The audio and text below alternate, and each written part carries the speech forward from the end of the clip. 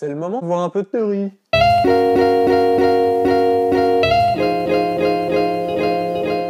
Salut! Oui, effectivement, j'ai gardé le même pull, mais c'est parce que c'est la même journée que la vidéo précédente. Aujourd'hui, comme je l'avais promis, comme on me l'avait demandé dans une des vidéos précédentes, je vais vous parler des déformations du bois et surtout comment les éviter lorsqu'on construit un objet. Alors comme je l'ai déjà dit, redit et comme je l'avais déjà dit la dernière fois, le bois ça bouge même une fois qu'on l'a coupé et surtout une fois qu'on l'utilise, il va sécher, il va bouger.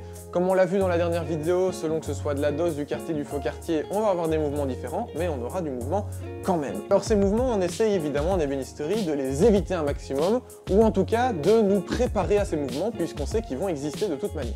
Il existe donc plusieurs techniques pour se préparer à ces différents mouvements. Les mouvements dont on va parler, ils sont évidemment très importants sur du bois massif. Lorsqu'on va acheter du panneau, on l'achète en général justement parce qu'ils ont beaucoup moins de mouvements. Alors lorsque vous achetez du massif, la première chose, c'est de vérifier qu'il a été séché. S'il n'a pas encore été séché, s'il n'est pas encore passé dans un séchoir, vous n'allez pas pouvoir l'utiliser tout de suite, il va falloir attendre un certain temps. Ensuite, même si celui-ci a déjà été séché en séchoir, il est important de le laisser dans votre atelier pendant un certain temps pour qu'il prenne l'hygrométrie et la température de votre atelier. En effet, si vous commencez à travailler un bois qui n'est pas encore sec, vous allez le raboter, le dégauchir, le couper à dimension, et ensuite il va se mettre à sécher, il va bouger, et vous allez vous retrouver avec une pièce qui n'aura absolument pas la forme dont vous aviez besoin. Et bon, comme vous l'avez déjà coupé, c'est trop tard. Comme on dit en ébénisterie, mesure 2 fois, coupe une fois. Il est donc extrêmement important d'avoir un bois bien sec avant de pouvoir commencer à le travailler. Première technique, lorsque l'on va avoir de la DOS par exemple, et donc on va se retrouver en présence de flammes,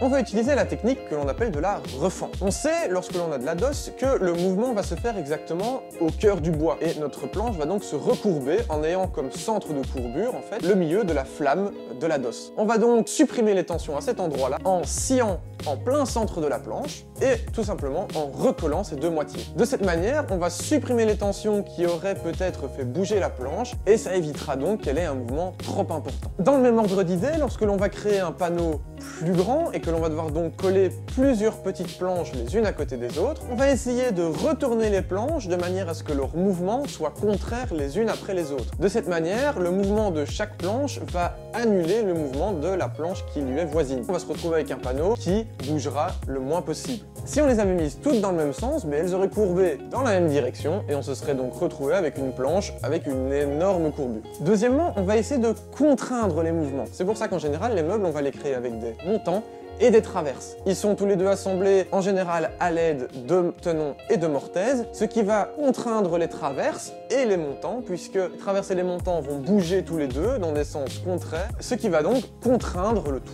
Ça, c'est donc au niveau des contraintes. Ensuite, comme je vous l'ai dit, le bois, de toute façon, ça va bouger. On le sait, on sait que ça va bouger. Alors, ce qui bouge, surtout en général, ce sont les grandes surfaces de bois, ou même des panneaux de taille moyenne pour, par exemple, des côtés de meubles ou des faces de meubles. À ce moment-là, on sait que ce panneau, par exemple, va se rétracter ou se contracter. Il faut donc pouvoir laisser la possibilité à ce panneau de bouger, parce que si on le contraint, lorsqu'il va vouloir se contracter ou se dilater, il risque à ce moment-là d'exploser, ou même de faire bouger l'entièreté du meuble. C'est pourquoi, en général, les panneaux, on va les mettre dans des rainures, dans lesquelles on va laisser du jeu de quelques millimètres, à gauche, à droite, au-dessus et en dessous, et on ne va surtout pas coller ce panneau, de manière à le laisser vraiment libre à l'intérieur des rainures et lui permettre de s'étendre ou de se rapetisser. Évidemment, tout ceci est utile pour des bois massifs. Si on met un panneau, par exemple, en MDF, il ne va pas bouger. Pas important, on peut le coller directement dans une rainure ou le clouer directement ou le visser. Enfin, on fait ce qu'on veut, on peut le fixer réellement en place. En conclusion, on sait que le bois, il va bouger de toute manière. Il va se rétracter, il va se courber, il va se vriller.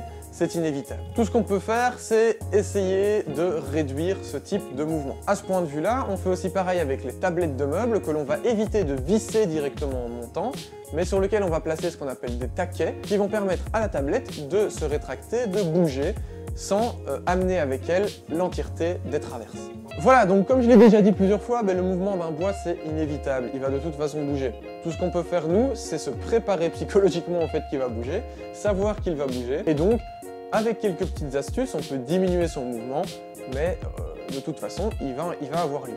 Si vous voulez vraiment être certain qu'il ne va pas y avoir de mouvement, si vous voulez faire des panneaux de grande taille, le mieux, c'est de tout simplement utiliser du panneau d'aggloméré, de MDF ou de multiplex qui vont avoir tendance à beaucoup moins bouger, voire pas du tout bougé. Voilà, alors c'était une vidéo un peu plus courte que d'habitude. En tout cas, j'espère qu'elle vous aura intéressé, qu'elle vous aura tout de même plu, que vous aurez quand même appris un certain nombre de choses. N'hésitez pas, comme d'habitude, à poser des questions dans les commentaires si vous n'avez pas tout compris ou si vous trouvez qu'il manquait des éléments. N'hésitez pas non plus à proposer peut-être des idées de prochaines vidéos. N'hésitez surtout pas à vous abonner ou à regarder la vidéo précédente ou la vidéo suivante. Puis n'hésitez pas à laisser un petit pouce bleu et un commentaire.